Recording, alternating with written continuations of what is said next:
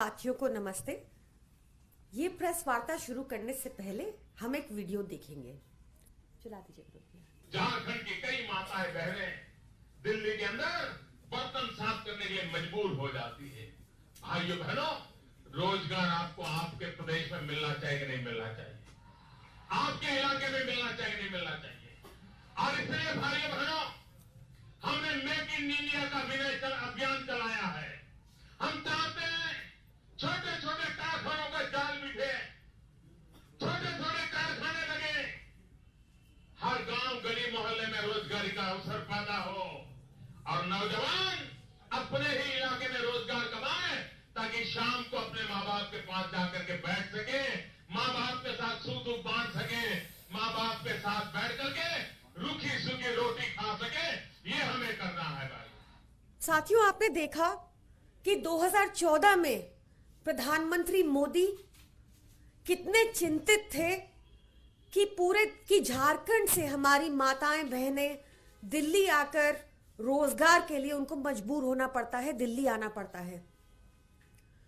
पर आज स्थिति ये है 2023 में कि पूरे देश से लोग दिल्ली रोजगार ढूंढने आते हैं। आप यहाँ किसी टैक्सी ड्राइवर से मिलिए, किसी पनवाड़ी से बात कीजिए, या फिर घर में बर्तन मांजने वाले हमारे माताओं बहनों को पूछिए, वो सब दिल्ली के बाहर से हैं।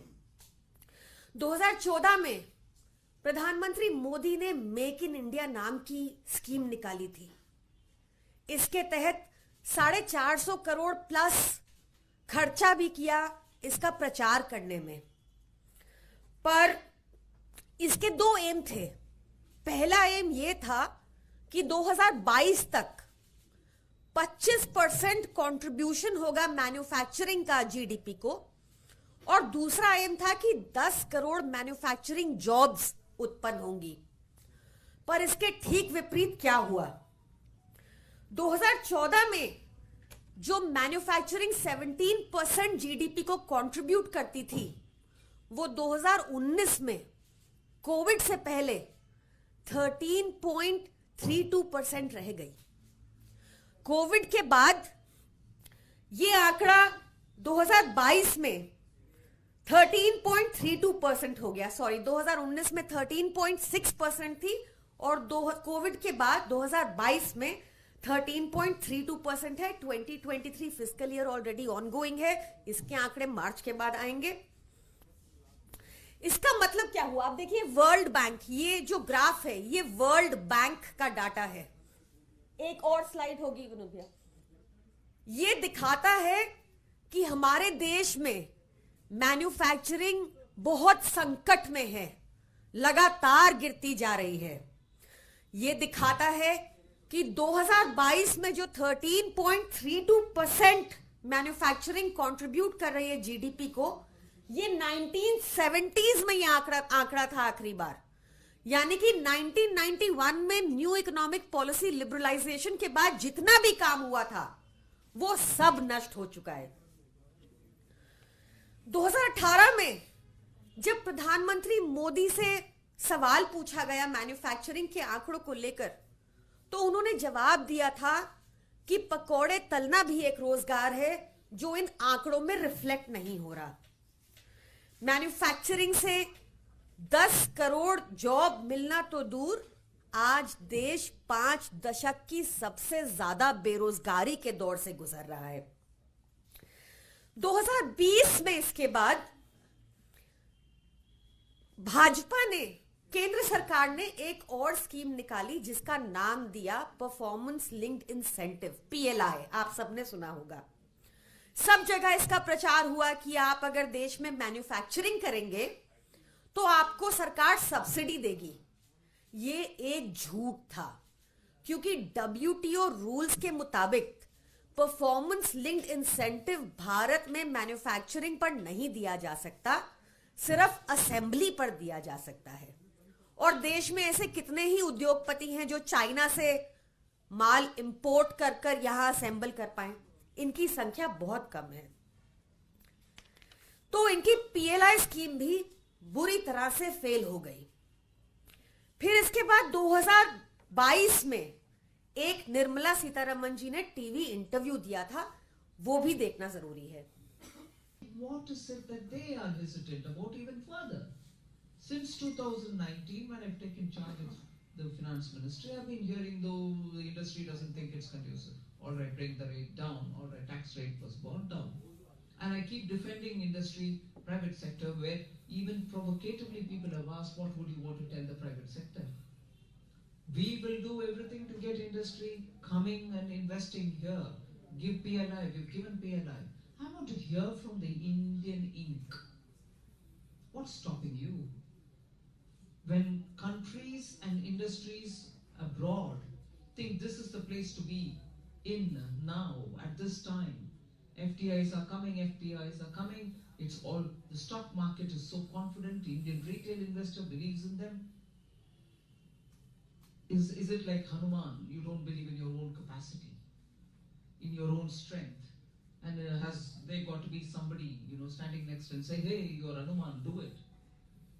And who's that person who's going to tell the Hanuman? That comes up.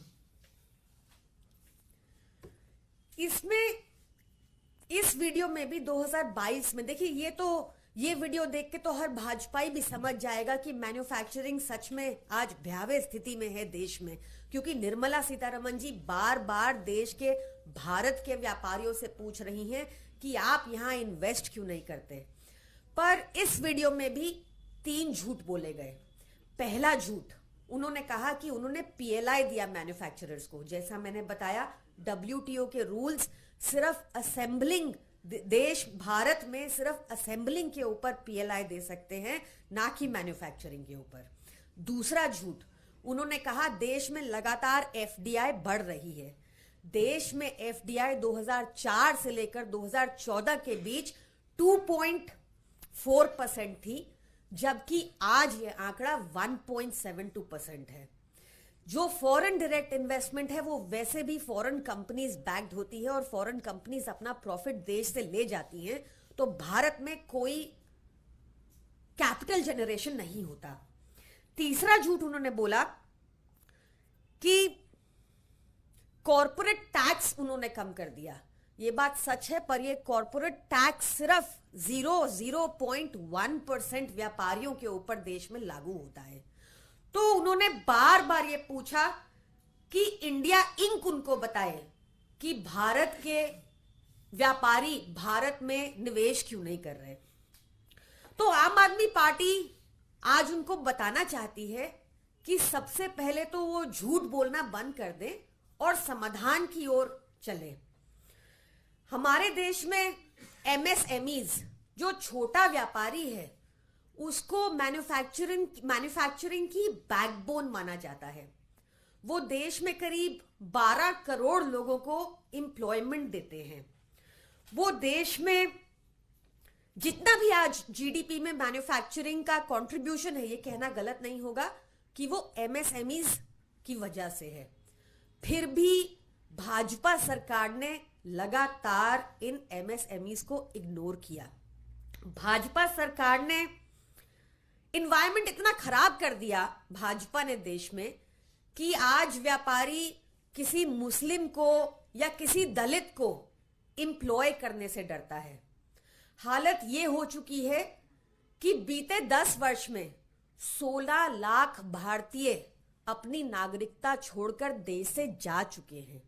हालत ये हो चुकी है कि 23,000 हाई नेटवर्क इंडिविजुअल्स अपना बिजनेस बंद कर देश छोड़कर जा चुके हैं। हालत ये हो चुकी है कि या तो आज व्यापारी अपना बिजनेस बंद करने को मजबूर हैं। बीते साल ही 10,000 MSMEs और बंद हो गए। MSMEs are dying, which is very dangerous for the country, क्योंकि जितनी बिजनेस बंद होगा उतना बेरोजगारी और बढ़ेगी। फिर इतना कॉम्प्लिकेटेड टैक्स रिजीम कर दिया MSMEs के लिए और इतनी ज्यादा लीगल कंप्लायंसेस कर दी MSMEs के लिए कि या तो वो डाउन स्केल कर रहे हैं अपना बिजनेस या बिजनेस बंद कर रहे हैं। आप सोचिए कि एक रिपोर्ट है अभी जुलाई 2023 में आई, जिसमें बताया गया कि अगर एक एमएसएमई के पास से 100 एम्प्लॉइज हैं तो उनको मिनिमम 500 to 600 लीगल कंप्लायंसेस करनी होंगी, और हमारे देश में करीब 26,134 ऐसे क्लॉजेस हैं जो नॉन कंप्लायंस की वजह से एक बिजनेसमैन को जेल डाल सकते हैं। इस रिपोर्ट का नाम है gelled for doing business in India. अगर ये बहुत नहीं था तो बची खुची कसर मुजफ्फरनगर के भाजपा एमएलए जैसे लोग पूरी कर देते हैं, जो वसूली करना चाहते हैं एमएसएमई से, और वो नहीं अगर उनको पैसा देते तो वो लोगों को भड़काते हैं कि फैक्ट्री जला दो। और बची खुची कसर, अगर ये 26,134 क्लॉजेस इनफ नहीं थे जिसके तहत जेल हो सकती है व्यापारी को, तो उन्होंने पीएमएलए जैसा लॉ ले आए। पीएमएलए जैसे लॉ में संशोधन कर दिया। इस संशोधन के तहत आपको बिना किसी प्रूफ के, बिना किसी एविडेंस के जेल के अंदर एक लंबा टाइम रखा जा सकता है। सोचिए कल को केंद्र में ऐसी सरकार आ जाए जो कहे कि मुझे 1 करोड़ इलेक्टोरल बॉन्ड में दो, नहीं तो मैं तुम पर पीएमएलए का केस लगा दूंगा। और तो और आपने हाल ही में एक बहुत ही अजीब केस देखा होगा जहां पर 2 लोगों की जमीन को एक भाजपा के उच्च अधिकारी ने कब्जाने की कोशिश की, और वो दोनों लोग उस भाजपा उच्च अधिकारी के खिलाफ कोर्ट गए। तो भाजपा ने क्या किया? उनको ईडी का नोटिस भेज दिया। क्या मंशा है कि वो दोनों लोग अपना केस वापस ले ले और भाजपा के उच्च अधिकारी उनकी जमीन को कब्जा ले। तो इस तरह से लगातार पीएमएलए का दुरुपयोग हो रहा है। अब सोचिए उन दोनों के पास बैंक अकाउंट में 450 रुपए थे और ईडी के ऑफिस जाने के लिए भी उनको कर्जा लेना पड़ा। तो अगर भाजपा सीरियस है, जो मैन्युफैक्चरिंग का आंकड़ा 13.32% पहुंच गया है, तो एक क्वार्टर के रिजल्ट को इस तरह सेलिब्रेट ना करे कि हमने तो पूरी दुनिया को ही जैसे मैन्युफैक्चरिंग में पिछाड़ दिया हो। सच को एक्नॉलेज करें। और क्योंकि भाजपा में आज अभाव है लीगल, इकोनॉमिक और फाइनेंशियल जूरिस्प्रूडेंस का, तो उनको अरविंद केजरीवाल जी को कंसल्ट करना चाहिए। उनको अरविंद केजरीवाल जी को कंसल्ट करना चाहिए, क्योंकि जैसे दूसरी बार हमारी जब दिल्ली में सरकार बनी 2015 में, तो उन्होंने आते ही वैट कम कर दिया, जिस वजह से रेवेन्यू जनरेशन हुआ, व्यापारियों का ट्रस्ट बढ़ा, क्योंकि उन्होंने देखा कि उनके टैक्स का पैसा अरविंद केजरीवाल जी की सरकार स्वास्थ्य में, हेल्थ में, एजुकेशन में, इंफ्रास्ट्रक्चर में, डेवलपमेंटल वर्क्स में लगाती है। तो उनका ट्रस्ट बढ़ा।